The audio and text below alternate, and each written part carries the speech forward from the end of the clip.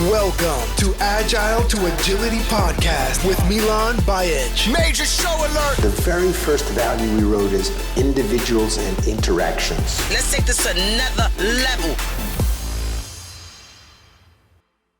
Agility and fitness means different things to different people. You might look at yourself and say, okay, I want to lose weight. Okay, that's one thing. I want to run faster. Well, that's another thing. Or I want to be able to, perhaps maybe I want to be more toned. Okay, that's something different again. All of these things are different goals. They're all related to fitness, but they have different methods, tools, ways of getting you there. They're not all the same. And I think it's the same thing with agility. Agility can mean different things to different people. It doesn't always mean just be fast, right? And it can also mean, okay, what we're really going to focus on is the innovation part of this. And we're going to be able to iterate quickly, but also deliver value at a very high level of quality. I mean, depending on the problem they're trying to solve, it can mean different things to different people. And that's why, when people say, oh, frameworks are bad, I'm not in that camp, but I'm saying frameworks has to fit the context.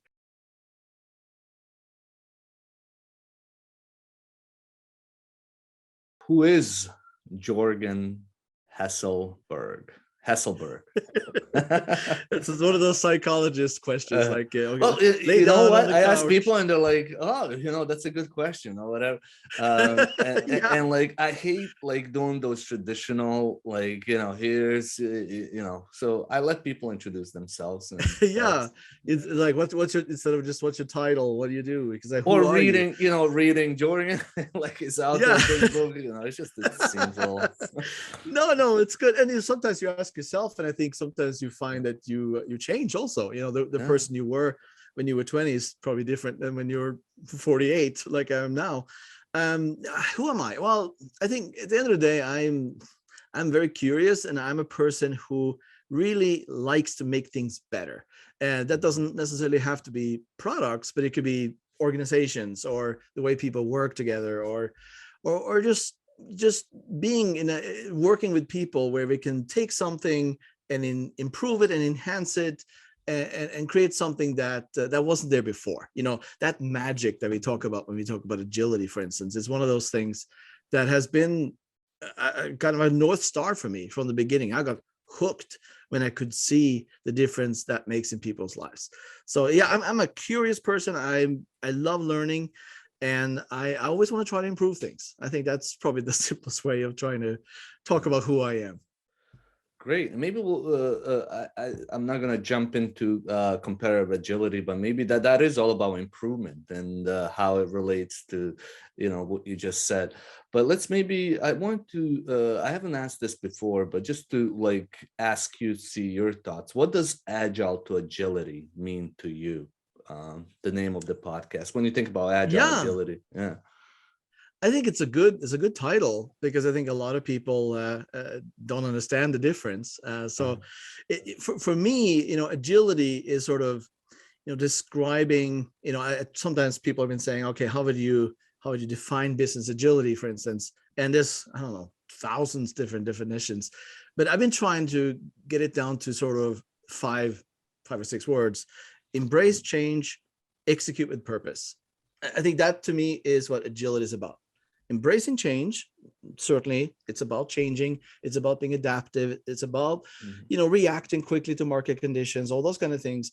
But it's also about executing with purpose. I mean, we have collaborators, we have partners, we have contracts, we have all sorts of things that we are accountable to. So we also need to sort of execute on not a long-term plan, but at least some sort of planful way of working. So it's both. It's that balance between, being completely flexible and turning on a dime, and also being able to deliver in a reliable way so that people trust you, that they can rely on you. And that people that, like your partners can say, okay, if they say they're going to deliver something, we can trust that that's going to happen. They're not going to come there a couple of days before and say, hey, we're agile, so we're not going to do it after all. I mean, that's not the way it's supposed to work, but it's that balance. Of course, the magic is then in what that balance looks like, because that balance is going to be different depending on the company, the context, and the business environment you're in. So that's that's different. But to answer your question, I think Agile is really going back to sort of, the Agile manifesto. I think that's more around, those 4 values and 12 principles. It's around, sort of the tools that we typically put in that category. But agility, I think, is a broader term. It goes to sort of the behaviors and the norms and sort of the mindset behind all of this. So I do think there's a difference. I think Agile is maybe the concrete manifestation of agility. Maybe that's a way to say it. I mean, if you do it right. Great. And in a sense, like the reason, for me, like, or the way that I was thinking about it and coming up with it is, last 10 years or 20 years, we're focused a lot on Agile. And I think what I'm seeing is more and more focus on agility, which is really what we're trying to do. We're trying to have organizations that are responding to change. And like you said, being able to deliver on what they said, or at least inspect and adapt to that. Like I've followed your work for, I don't know, several years and read your book. And like there are those people, I think, that like can see things a little bit ahead of time. And I think you're one of them. So I wanted to ask you a couple of things. I want you to first reflect on the last 10 years and what stands out to you in the last 10 years in context of this Agile and agility? What are few things that you would, good or bad, but what, if you had to summarize it, what stands out to you? 10 years, so that takes us back 5 to years. 20. I mean, whatever you want to do, but I think having it longer makes it tougher because everybody's gonna say maybe, but yeah, what are your things that stand out? And you're saying like reflect back on sort of what has happened in the last few years. Yeah. Well, I was thinking about that before we sort of entered the podcast. I was kind of thinking like, how do we get there? What is that journey? And you could never plan these things, like they're just gonna happen. But I was thinking of, how is it that Agile sort of and Agile ways of working sort of spoke to me so strongly? I was kind of reflecting on that a little bit. And I think it comes back to one of my earlier experiences when I first started out in the work life. I was a journalist. I was a television news producer. Oh, wow. And that is a very, very agile way of working because, of course, I didn't have the words to sort of talk about it back then. But if you think about what it takes to create a television news podcast or broadcast, I should say, podcast, you could call it that too. To do that, you need to have a television news producer who's kind of like the product owner. And then you have usually a news director who might sometimes be a scrum master, but sometimes kind of be a sponsor. And then you have a crew. Typically, that would be a journalist who might be writing or interviewing people. And then you have a person with a video camera.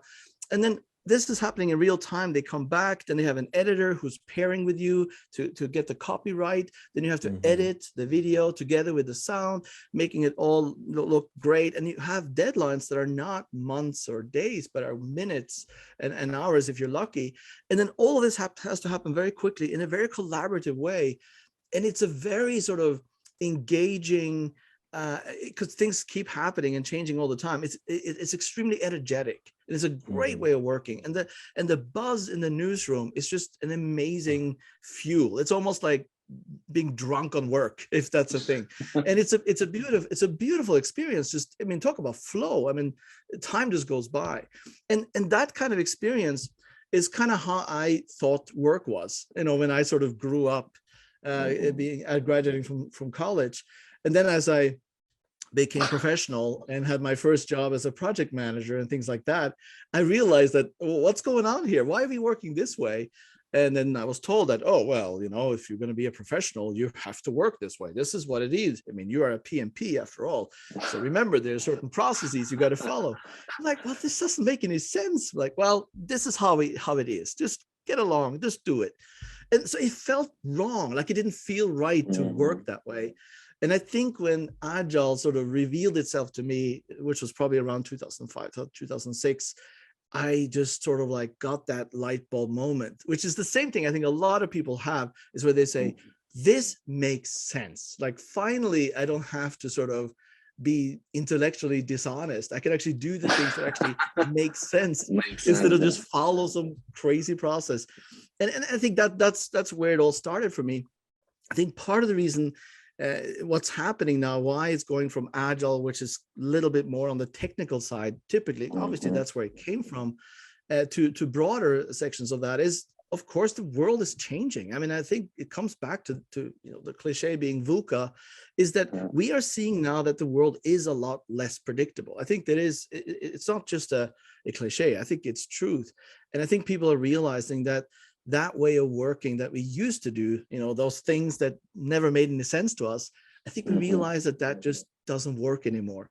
And we've seen so many examples of it. And when that's happening, well, then we got to look for something else. And I think Agile, as imperfect as it is certainly much more adapt to working in an Agile environment, or in an environment that is a business environment right now, than anything planful. So what has happened in the last 10 years that's great, I think, is that we're broadening the scope. We're going from, this is just a propeller head kind of thing. It's for the engineers. It's for those crazy people that we don't talk to because we're leaders and we don't talk to those guys or gals. It's gone from that to, this is something we probably have to deal with too. So that's a good thing. The bad thing, I think a lot of it, I think some of it has now sort of been distilled into sort of simple solutions where we, instead of focusing on the principles of this, the really important things like, limiting work in progress, or decreasing cycle time, or reducing variability where it makes sense, or increasing resources where we have bottlenecks, like basic things that we've proven since the 50s. Instead of those things, we are sort of putting tons of tools, tons of sort of branded frameworks and things on top of that. And I think sometimes we miss the really fundamental stuff. And then we just say, if we put up a Scrum board, maybe now we're Agile. And we forget that the reason the Scrum board is there is to visualize our work in progress so we can start to limit it. I mean, that's kind of the secret, the thing that makes it work, is that we're not going to actually visualize our work in progress. But instead of doing that, we just say, we have a Scrum board now. And so I think a lot of that is a little bit, it's a little bit sad, because I think we just want simple solutions. And those are simple things. They're visible. You feel like you're doing something, but you're probably not making as much progress as you can. So that was a long way of saying that I don't think we've reached the potential here, or even halfway through, that we should have, given all the great work that those 17 signatories created for us. I mean, they laid the groundwork.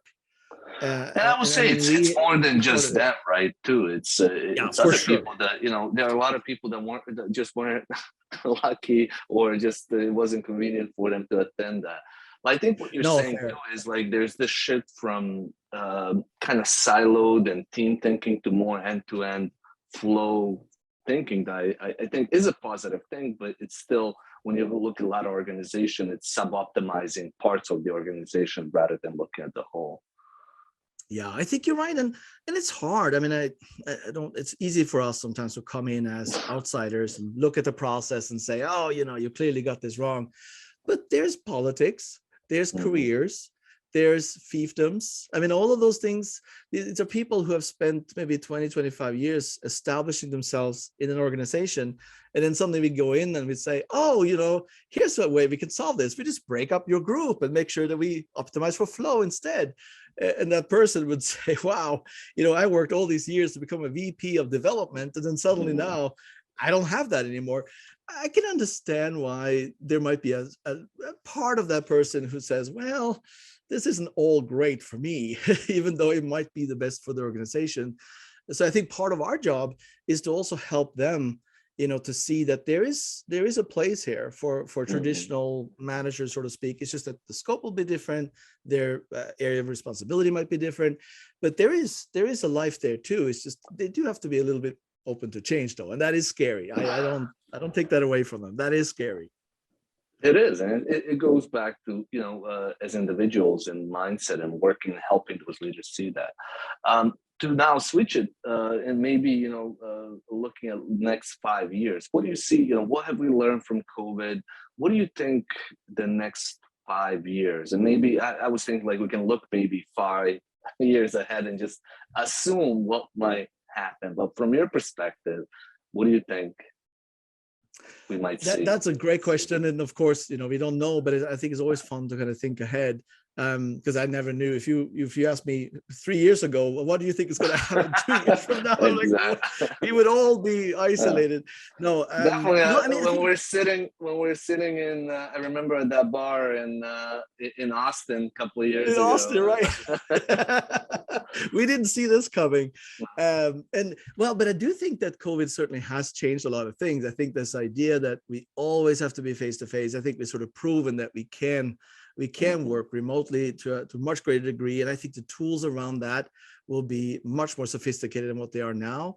I think, we have Miro and Mural, and we have a couple of tools that sort of popped up, but they were already existing. I think there's going to be new tools and technologies that's going to grow out of this, that's going to make life a lot easier in terms of telecommuting, and in terms of not flying so much because of the environment, but also because of a lot of people who can't, for maybe they are disabled in any way or something like that, they can now all contribute in a much greater way. So I think there's a lot of positives that comes with this. I think we also realize that that's not the only solution either. I think we realize that we need that personal connection. I think after 2 years in the basement, we're just kind of like, I miss people. Like I want to collaborate with someone and kind of be able to be face to face with someone. So I think that this hybrid approach is definitely something that we will see more of. I also think that, I mean, obviously I'm a little biased since I do run a company that believes very much in data, but I do think data is going to be a big part of this, and maybe not used in the way people think sometimes, which is like, oh, you got data, now you have answers. I don't think it's as simple as that. I think it's more around, things like pattern recognition, more around using the data as an input to better questions, things like that. Not necessarily for the answers, but because it helps us ask better questions. I think data is going to be a bigger part of how we use and how we measure agility going forward. Because right now, a lot of it has been kind of based on gut feel. And I think very often we use these metrics that kind of make us feel good, or they're kind of like vanity metrics. I think we need to be a little more disciplined and use metrics that are a little closer to the business goal, because I think that leaders have been open to this and they say, yeah, let's be more agile. But now we got to show them that this actually does have an impact. And the great thing is, we have nothing to hide, because this isn't vapor. I mean, we know that this works. If you do these things, and we know what they are, we will see benefits. We will see that we will produce value faster. We will produce value with higher levels of quality. We will increase customer satisfaction. It might not be cheaper. We might not be cost efficient, those kind of things might not happen, but we do know that we will create, a much faster way of delivering value. But right now we don't focus on that enough. I think we focus on all the other things that makes us move around. We got to show that value. So, why do you think that is, that we're focusing on the wrong things? We're not really. I think part of it is that, very often we are not given access to those folks that are not inside of our sphere of influence. Very often it starts in product management or in engineering or something like that. And if you're trying to calculate things like cost of delay, for instance, it can be kind of hard to do that if you don't have access to finance, if you don't really understand what actually is the cost of delaying this project with another week. So since you don't have that access, since you don't have those data, you kind of create metrics with the data you have. And then that's fine. It still looks good. We can do velocity. We can do maybe some simple lead time, but in a very small, and not an end-to-end sense, but just inside our small little sphere in the value stream. And that makes us feel good, but it doesn't probably move the needle as much as it could if we were actually taking a broader perspective. So part of it is our fault, because we've been using language that makes it difficult for them to care. So like, well, why, if I'm a finance person, why should I talk to you guys anyway?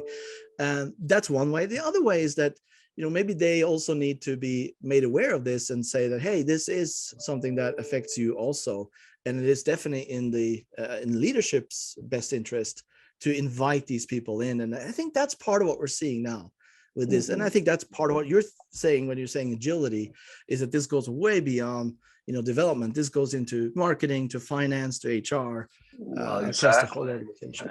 Yeah, and it's really like I think if I maybe combine what I've seen in the last 10 years, what's coming to one of the biggest things is that essentially for the last 20 years we didn't see as much executive, like the board and this executive senior leaders trying to understand what their responsibility for this is, and that without them all of this is pointless pretty much, right?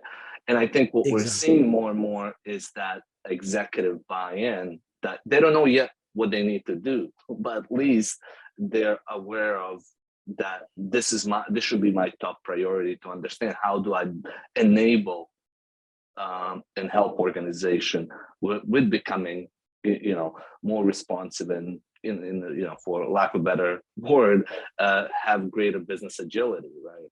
Yes. Yeah. And we're seeing the results. And I think that's a big deal here. I mean, Microsoft is a good example now of sort of an old school type organization. I mean, Microsoft on the Balmer was sort of legendary for being not very agile.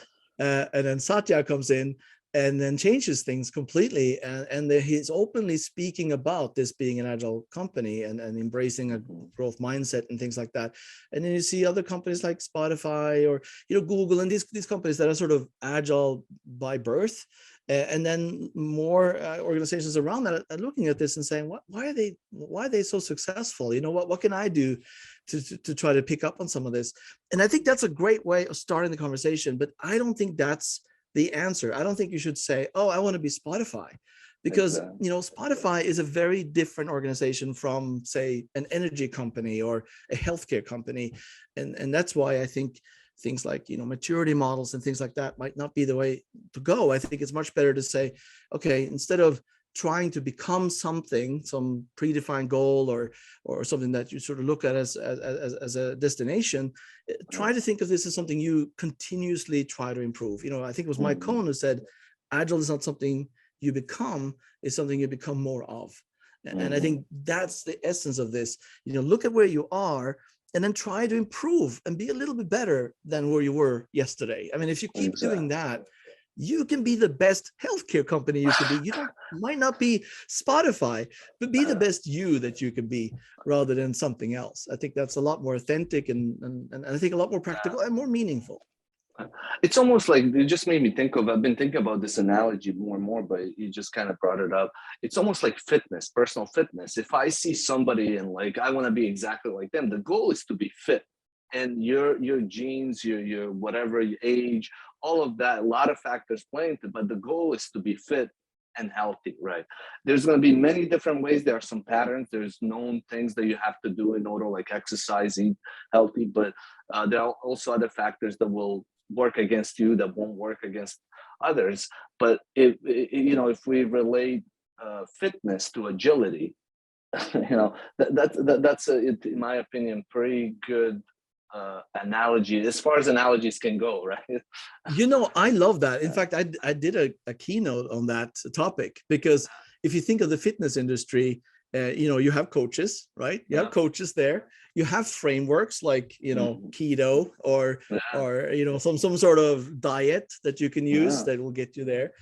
You have tools like exercise equipment and stuff like. I mean, the analogy works really well.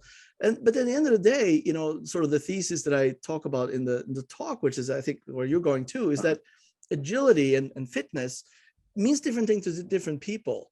You might look at yourself and say, okay, I want to lose weight. Okay, that's one thing.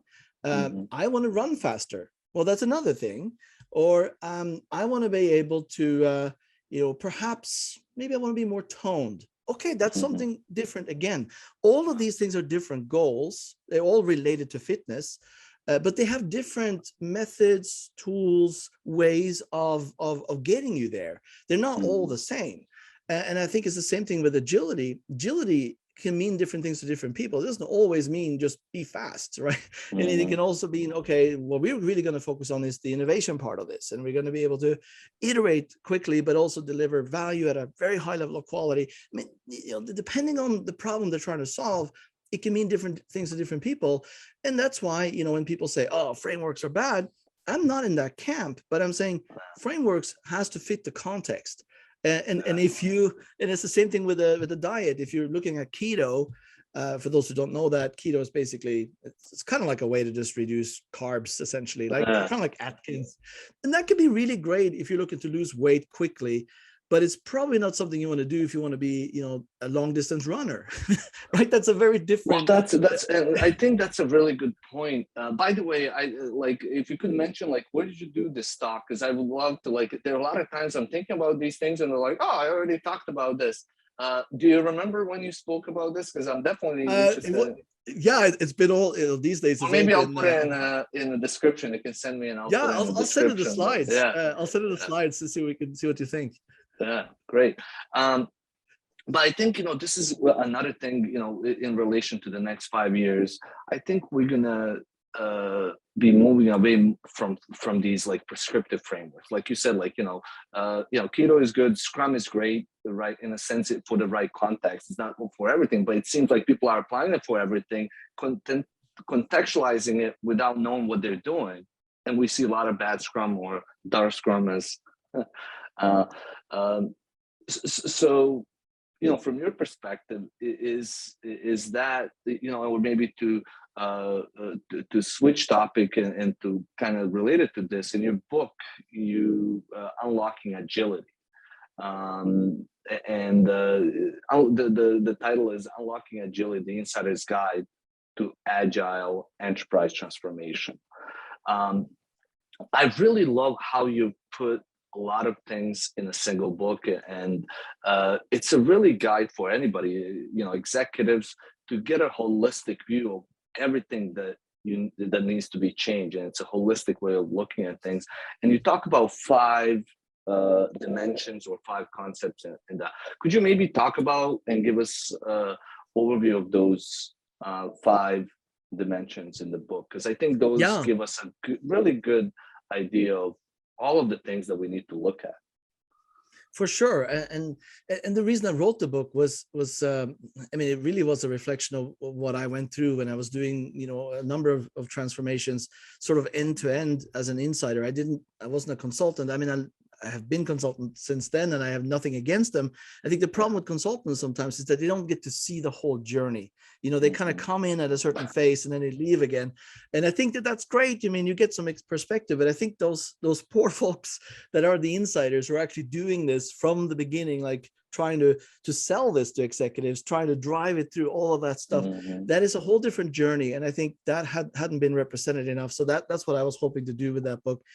And also back then, there really wasn't any really solid frameworks. Though I think that may have been existing at the time I wrote the book. It's from the time in around 2008. The book didn't come out until much later. But when I was there really wasn't any great frameworks to sort of go to. So I had to kind of figure out myself in a way. And so that's the reason why I wrote it. SAFe, of course, was built in many ways at Nokia, where I worked at the time. So I worked very closely with Dean, and he had a big influence on how I was thinking at the time. But the 5 dimensions, and so I was kind of thinking of this as what are the things that the building blocks that have to be in place for this to work. And I was able to sort of use that as the framework that I use for all of the transformations. And the first one, I called it technology. And then I was like, what do you mean by that? I use that term pretty broadly. I use it, I kind of call it the methods, the tools, the techniques that help you do things better. So that could be a methodology like Scrum. It could be a tool like Jira. It could be comparative agility. It could be any tool that helps you do things. But a Scrum board is a technology in my definition. So it's a pretty broad term, but it's kind of a thing that supports you to do these other things. It is not the answer by itself, but it's a part of that answer. Very often, unfortunately, people stop there. Like that's what they do. They just do the technology part and they do Scrum, and then that's it, we're done. But that's, of course, just the beginning. The second part here is organizational design. And that's around how we organize ourselves towards value. And it's really 2 elements of that. One thing is really the sort of the physical design. If you think about the architecture of the building, for instance, It could be, I mean, very often we can make sure people can collaborate faster and quicker. You can instill serendipity so that you meet people from different areas and create innovation. I mean, there's lots of cool things you can do sort of from a physical architecture perspective. But then there's also the organizational design sort of hierarchically, or maybe more of a Spotify model type of approach, like how the org chart looks, which is really all around optimizing for flow, making sure that you don't have a lot of impediments or handovers and things like that. That's so really like what you're talking about is like a business architecture, governance, yes, policies, and things like that. That's right. There's so much that we do right now in the way that organizations are structured that sort of actively goes against agility. It's just from the beginning, the DNA of the organization is already sort of built not to be agile. So you put tools on top of that, and it doesn't really do anything. The system will always win. So this is about the system. It's about understanding the system. So that's another thing. Now the third part is people, and obviously that's a broad term, but people is something that sometimes we don't spend enough time thinking of. Those people are actually creating value. I talk about, role portraits was one thing, because right now, or at least I think it's changing now, but when I was doing this originally, there wasn't a role, for instance, for Scrum Master. Like there was no official role. So, they try to hire Scrum Masters, they would be hired as project managers, and they would be evaluated as project managers. And it's very hard for a Scrum Master to be a project manager, because that's not what they are. Same thing with product owners and developers also, who were kind of forced to, you're not supposed to do testing. Like, well, no, you're a developer, stay with what you're doing. So that's part of it, but also around things like motivation. Obviously psychological safety comes into this. It's a big topic, but the people part of it is definitely a huge component. Leadership is the fourth part, which of course supports all of this and has a really big influence on the culture. The language that leaders use, how they evaluate people, how they can help people grow, how they can also admit failure. These are things that we don't see too often, unfortunately. All of those things are extremely important. There's a whole chapter on just the different models there. And ultimately culture, which is the thing that ties it all together in a sense. And I would submit that all of these things that you have, like technology, organizational design, people, leadership, that in a sense ultimately forms the culture. That is how we work.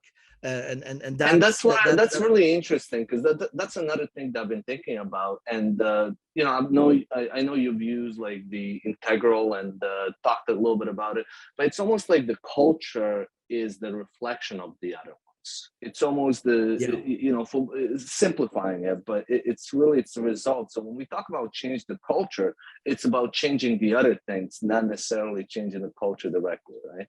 I completely agree, because culture is sort of like, it's a description of something. It's sort of like an approximation of something, and it's not so very, very concrete. Like change the culture. Oh, let me do this culture level over here. It's not that easy. It's really a reflection of the behaviors and the norms and the things you see people do. I mean, I think it was Shine who said that, a best way to look at a culture is just to observe people when there are no leaders around. What do they do when they know that they can kind of do whatever they want? Like, how do they act? How do they, if an emergency happens, for instance, how do they act on that? Or if they are faced with an ethical dilemma, what kind of decisions do they make? That is a great reflection of the culture, to see how they make those decisions. But that's based on experience. That's all based on how you see other leaders behave. It's based on, things like brand and those kind of things matter too. The values and things you put on the wall. Yeah, sure, that can kind of influence you. But at the end of the day, it's about the behaviors that you see your team members do. What is tolerated? And maybe even more importantly than anything else, how you reward it. And I think that's a very simple, easy way to affect culture, is to create incentive structures and sometimes disincentive structures for what kind of behavior we tolerate, what kind of behavior we want to incentivize, and what we won't tolerate. And that, I think that's one of those things that we see in real life also. Like, and I think that's one of those, not to get political, but if you think about when we raise our kids, we talk about, okay, you're not supposed to lie, you're supposed to be a good person, blah blah blah. And then you sort of point to leaders, not yourself only, but also to leaders in society, and you say, look at this. And then recently we've had some situations where leaders of the country may not have been doing these kind of things.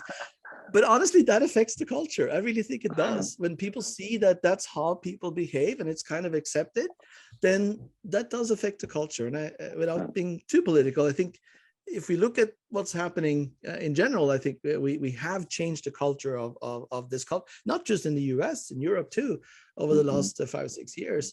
And I think our leaders and the way that they have maybe gotten away with things has affected that in many ways. It's the behavior. Yeah. And it also goes, I think, to the values and principles that we truly believe, which goes back to the mindset and everything. Another thing that I wanted to get your thought on, and I know you've talked about AWG, Agile Working Group, and you said you started your book, that was the first chapter. I wanted to see if anything changed, or what are your current thoughts on Agile? What it is, maybe describe it first, and then has your thinking about Agile Working Groups evolved and changed? You know, the reason I think it still is valid is because it ultimately, the Agile Working Group goes away, and that to me is what saves that idea. Because I'm not a big fan of having a team that ultimately is responsible for the enterprise transformation. It should be an organizational thing. Everyone should have some responsibility.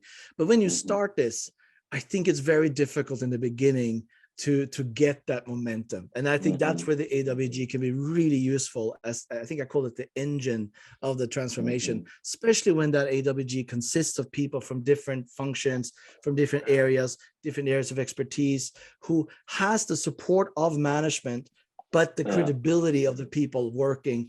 And as I mentioned in the book, as that AWG starts to do its work and starts to remove those impediments to agility, essentially becoming the sort of the scrum master for the organization. Exactly. When that happens and they start to see that more agility is happening, and that's sort of when we look at that I guess you can see the evolution, they ultimately, disperse. They ultimately become, part of the organization. Just like I want a scrum master not to be a scrum master forever. I want a scrum master to ultimately maybe be done by someone in the team, or maybe I want a manager to be an agile coach, not necessarily an agile coach forever. You know what I mean? And leadership, that same thing as leadership. Yeah. So the reason I ask you is, and I'll use another analogy, and you let me know if you use this one, but it's like having chefs. Right. So Agile Working Group is this group of chefs that you hopefully made up of internal chefs in organization that are helping other people understand, if we need to create custom recipes,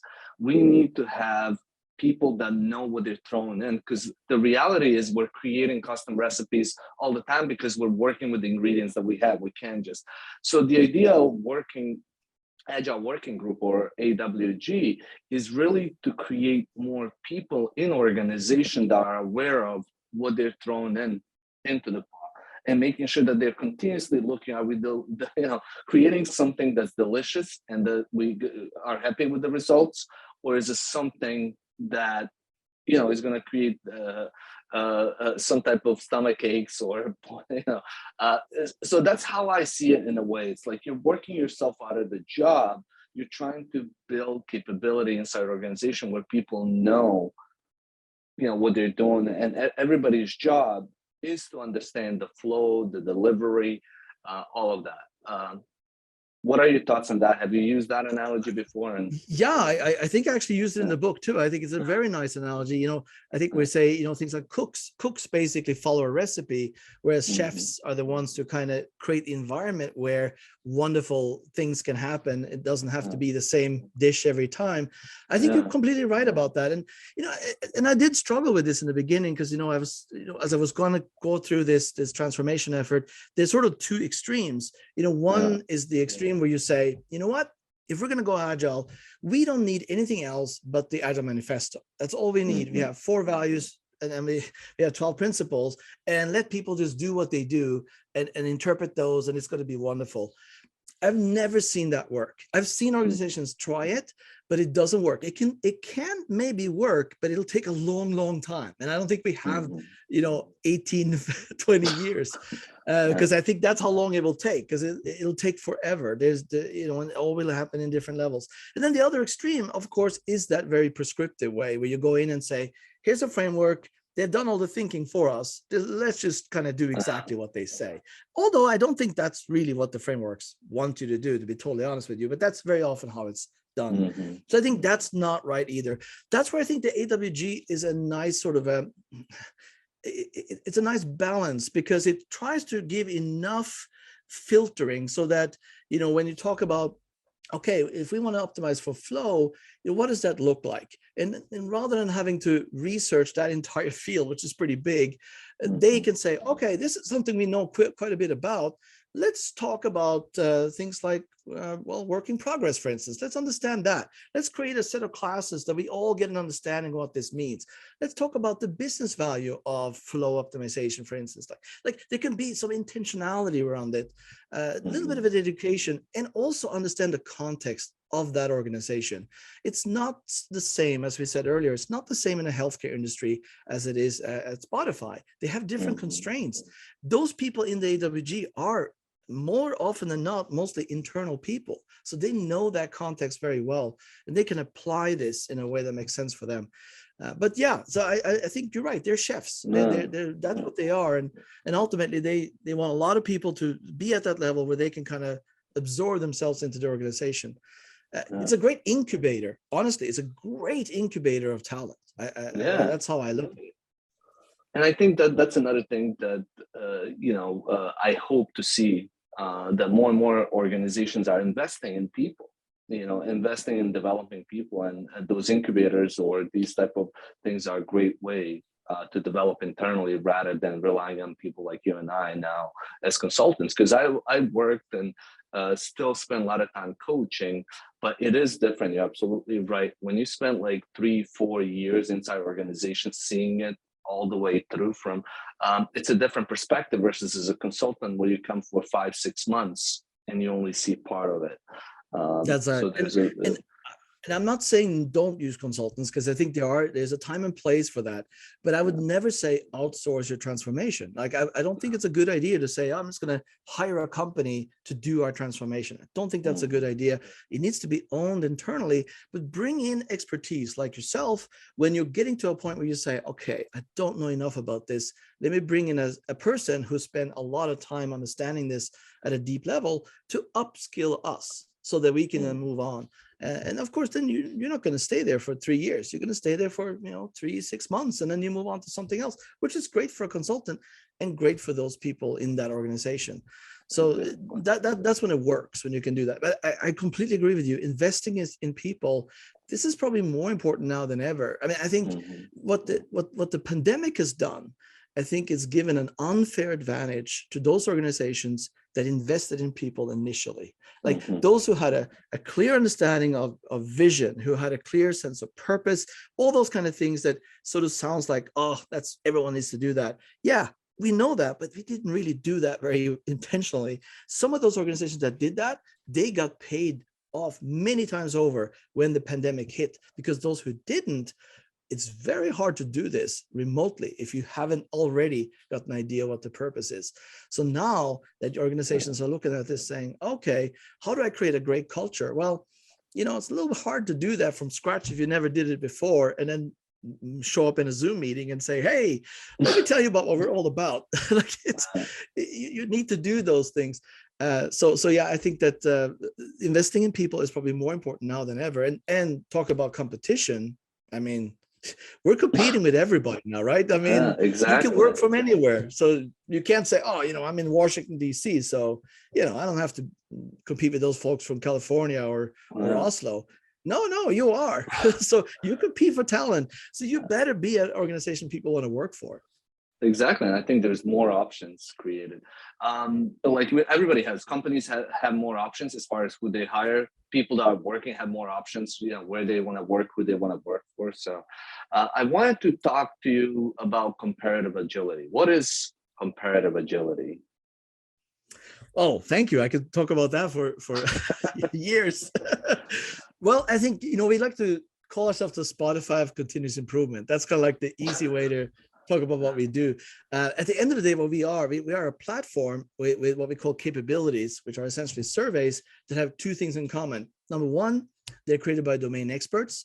So all the surveys you see on our platform are created by people that you know and trust. Mike Cohn is there, Kenny Ruhlman, Dr. Amy Edmondson, Esther Derby, like all the people you trust have created these surveys. And the second thing is that they have been validated by data scientists. We have 3 data scientists on staff full-time. All they do is making sure that these surveys are repeatable and reliable. So the quality of the data you get is really high. And that's what this is about these surveys and the results that come out of the surveys. We don't do any certifications. We don't do any paid training. We don't do any consulting. So we don't do all those other things. We just create really awesome surveys that you can use so that you can expose where you have challenges and then use that insight to then improve how you work. Our tagline is getting better is never done.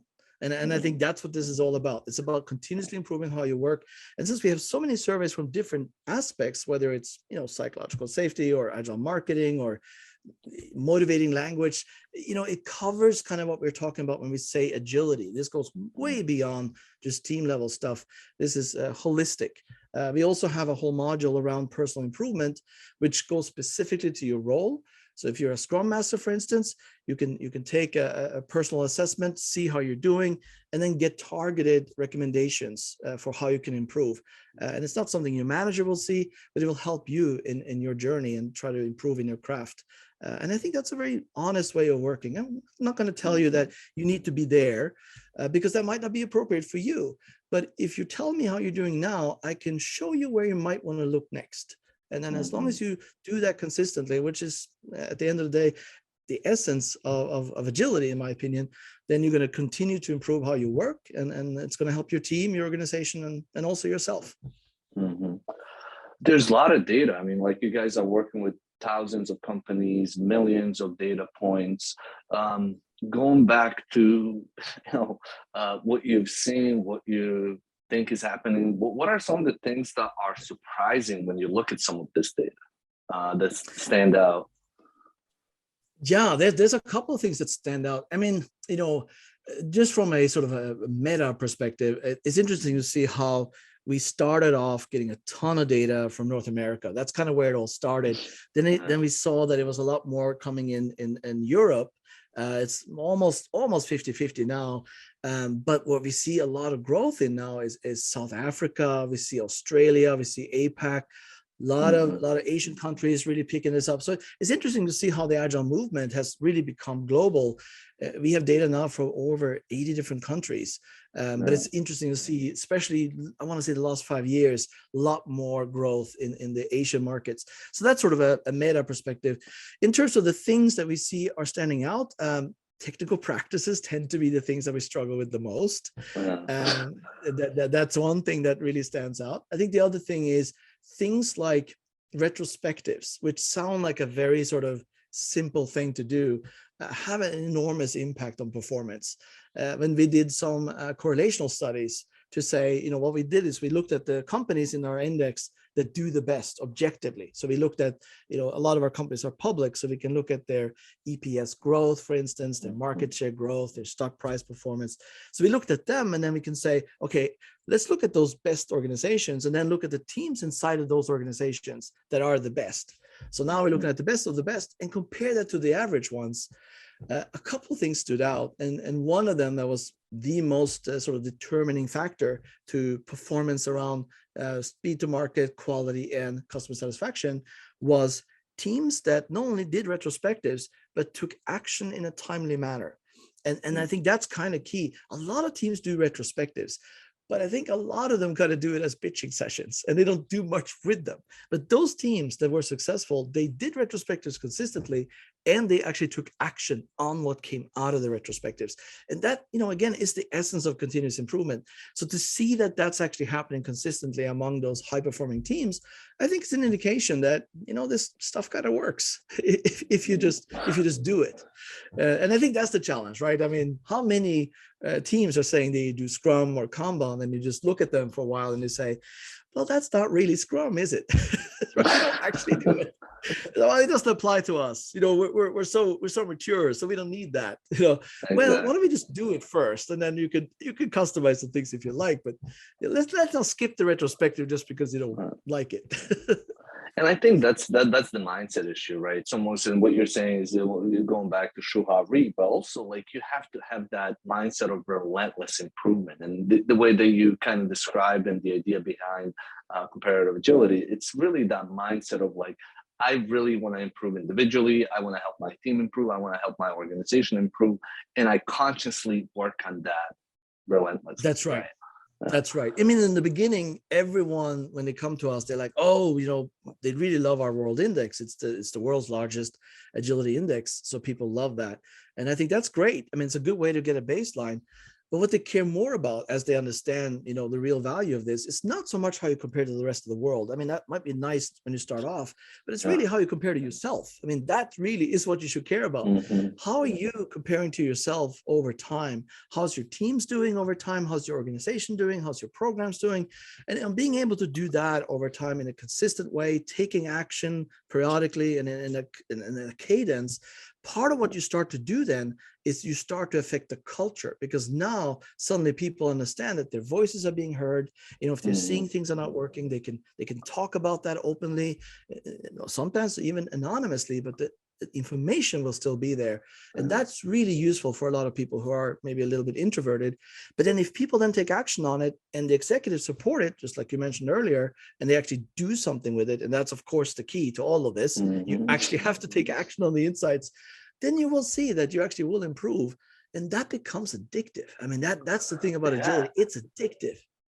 So to go back to the fitness analogy, it's almost like what you're saying is like, don't worry about the fitness of others. Don't try to compare yourself to others. If you're trying to keep yourself and your family healthy, compare how your family, in considering yourself maybe as a parent and leader, how are you demonstrating those? How are you supporting your kids and your family members in that, rather than just comparison? And I really kind of, that resonates with me, and I think it's like what you care about is your organization and how you're improving, not necessarily how you compare against somebody. It could be helpful as a discussion and input, but you shouldn't be stressing about and comparing things.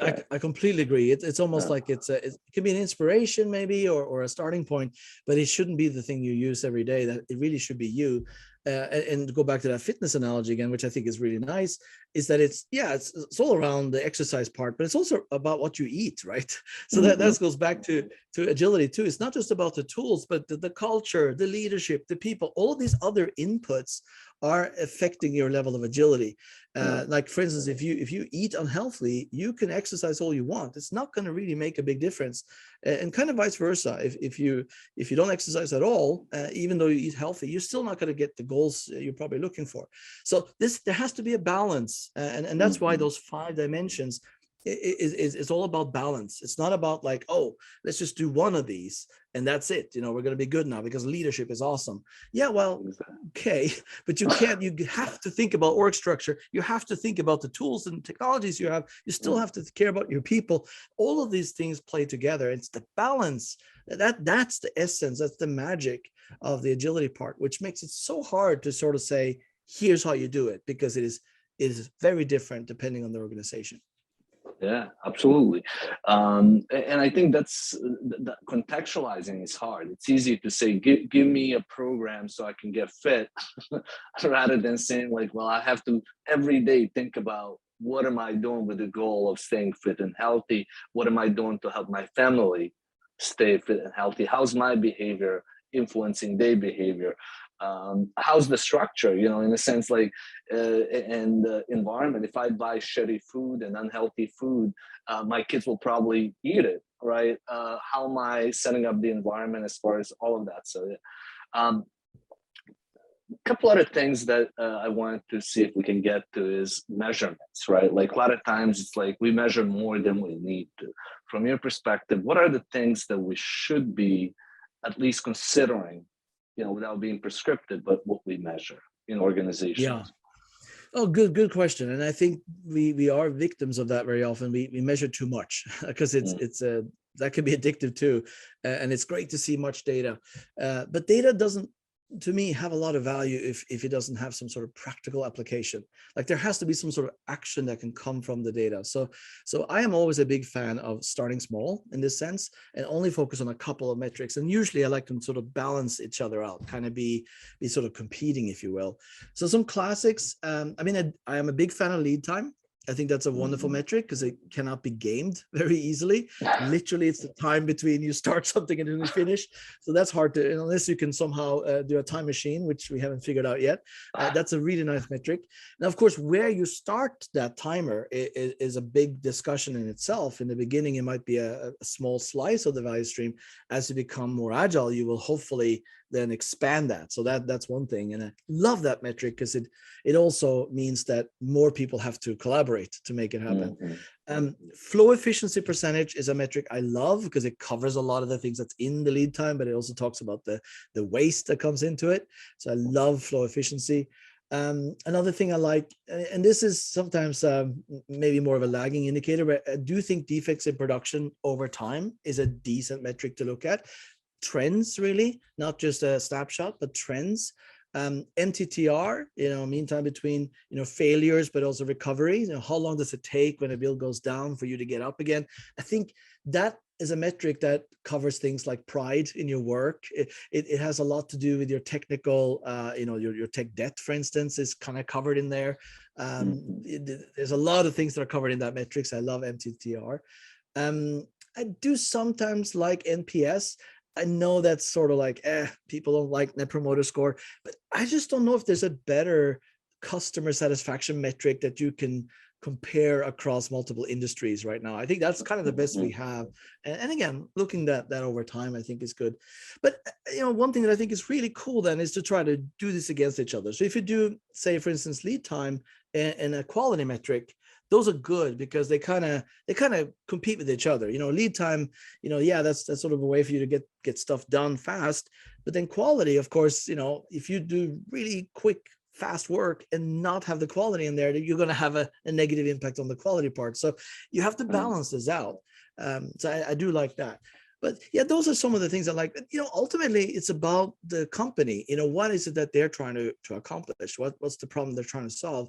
And there might be metrics here that are different from these. But typically, when you talk to organizations, quality, speed, customer satisfaction, it tends to be kind of central to what they're trying to accomplish. There's some more sort of exotic metrics you could do around innovation and things like that too. But it all depends on where you are in your journey. Great. I know we're almost out of time. Are you okay? We're going for 5 more minutes. Yeah, I love geeking out, man. This is fun. Like otherwise, I would talk to my wife about this, and she would like, "Can you please stop?" Because she doesn't like this stuff as much as maybe you do. I know. Actually, that's one of the reasons I started this podcast.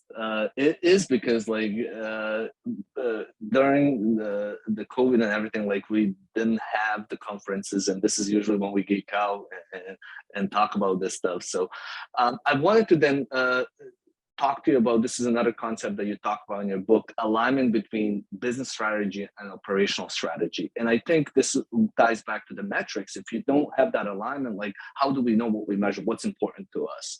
And could you maybe talk about those two things and the importance of alignment? Yeah. And I know that can sound sort of like a little bit esoteric, but I'm really concrete about it because, if you think about the business strategy is really why, what are we trying to accomplish, but why are we trying to accomplish this? What are we about? What's our purpose? And then the operationals are really around the how. And the reason these things need to connect and why it's reason they very often don't is because if you think of stuff like like say very often people will say, oh, our business strategy is to be the most efficient at producing widgets, try to make it simple. We do it in a very cost effective way. Well, that operational strategy is probably not going to be an agile strategy, because if you're going to say, okay, we're going to optimize for cost, that means that you want to try to get a lot of repetition. You want to squeeze out all variability, and you're going to do something that is probably going to be fast and relatively good in terms of cost efficiencies, but it's not going to be very innovative. So understand that an agile way of working is going to optimize for other things.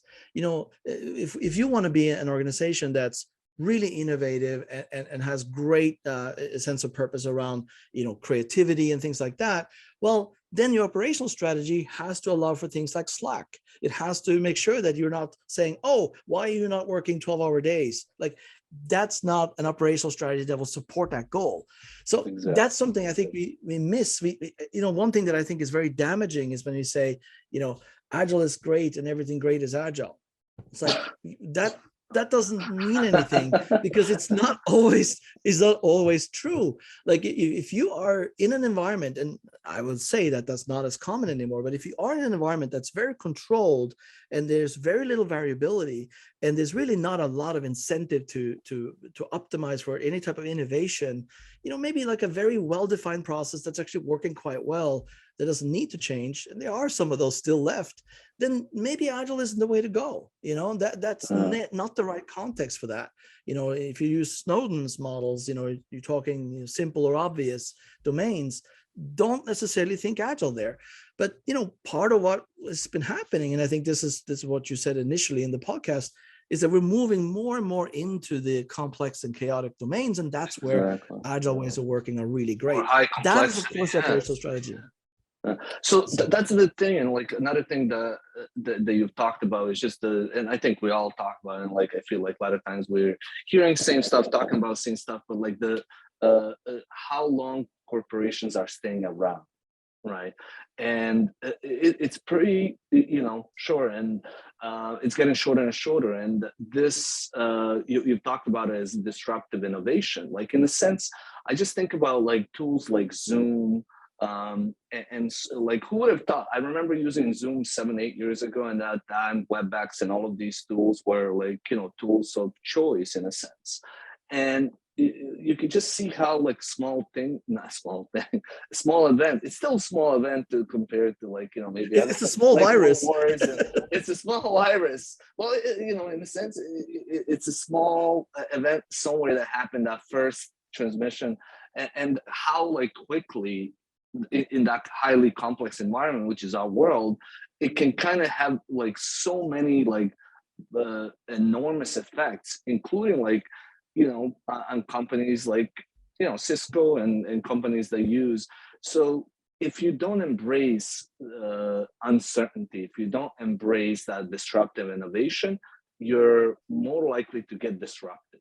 I think I was talking to Evan from Business Institute, and he said, like, you will get disrupted. So it's more like, how well do you actually prepare yourself and how well you embrace for that disruption?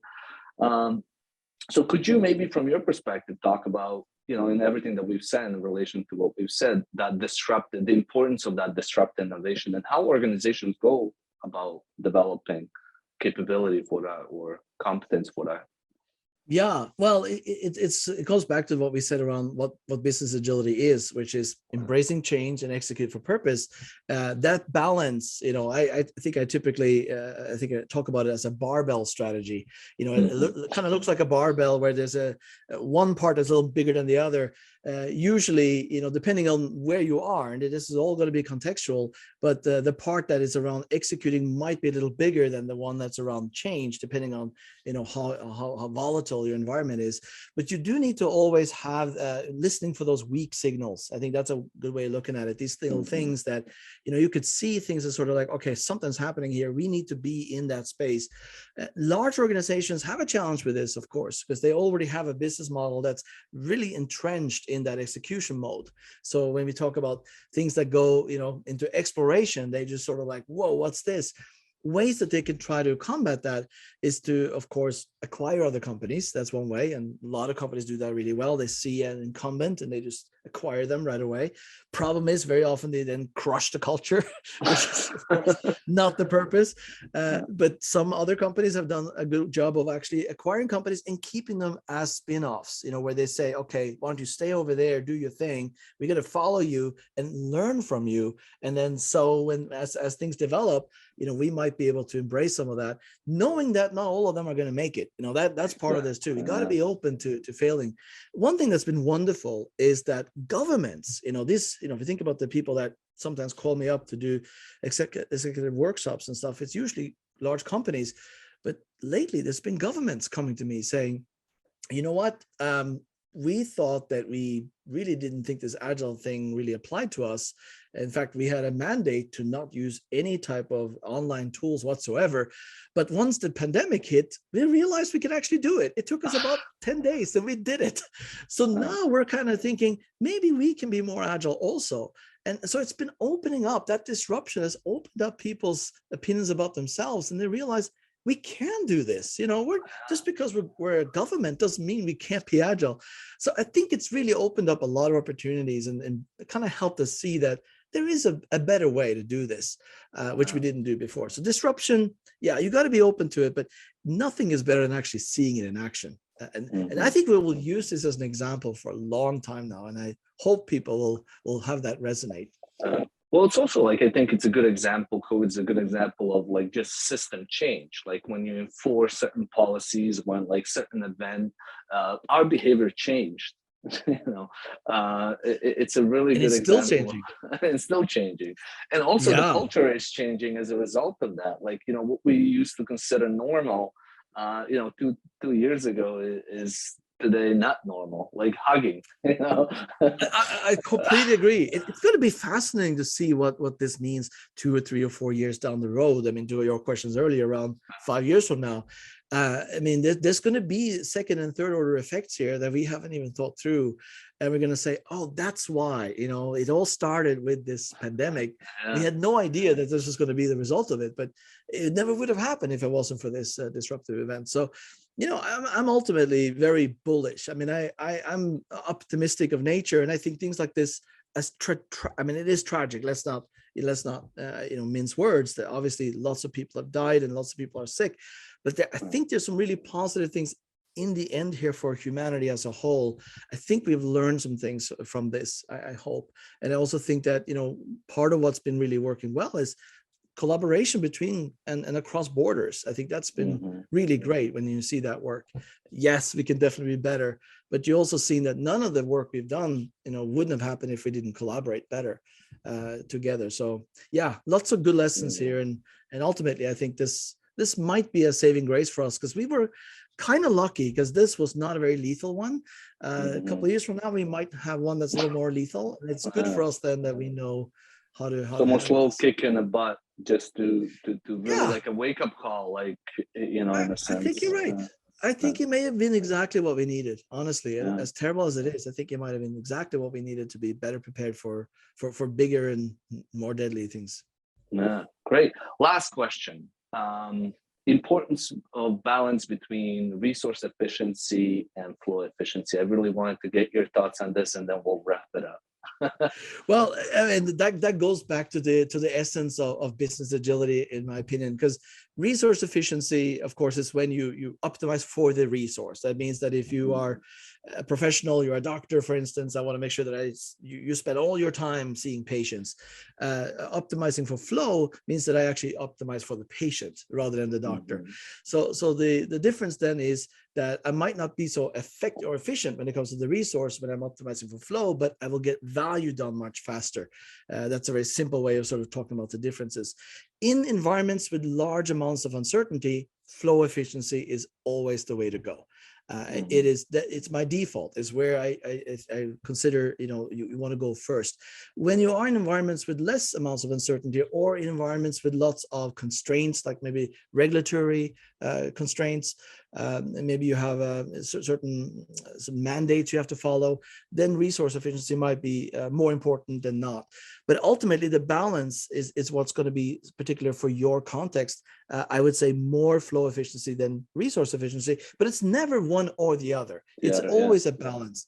And I think that's sort of the magic of this, is to find that right balance for your organization and your context. If you're a fire department, you definitely want to make sure you optimize for flow, because you want to react very fast. But if you're creating widgets in a factory, resource efficiency might be very good, because you want to be cost efficient and you don't have to change very fast. So it all depends on which context you're in. But that is the essence of it. All the things we talk about around, the tools that we use, the culture, the people, and all that stuff, all supports that balance, and how we achieve that balance is expressed essentially in how our investments are in those 5 dimensions. Yeah, and it's like, when we think about like how we measure currently in most organizations, how we reward, it's usually it's unbalanced, right? We need to measure both, but it's very focused on resource and that type of efficiency, rather than looking at both resource and flow efficiency and saying, collectively, how are we looking?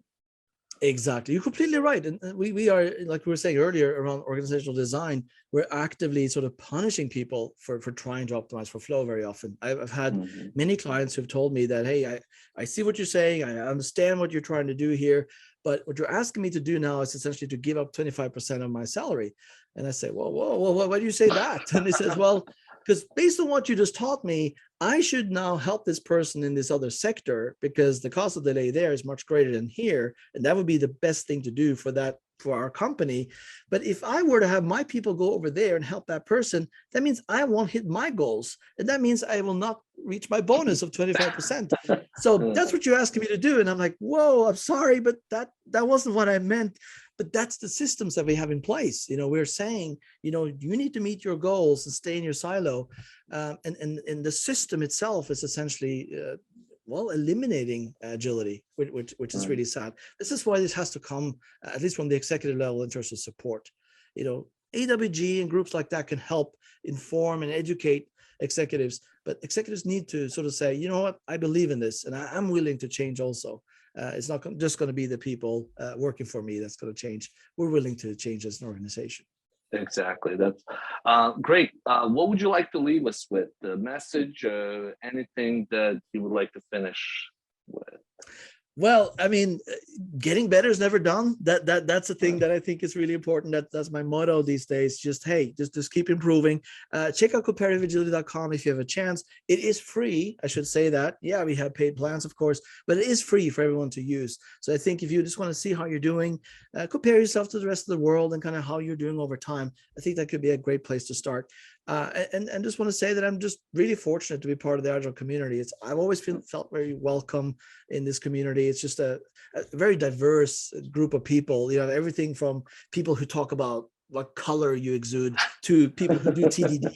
Like there's a nice range of people, and I just really feel at home in that tribe. So I just want to say I'm just really, really fortunate to be part of this community.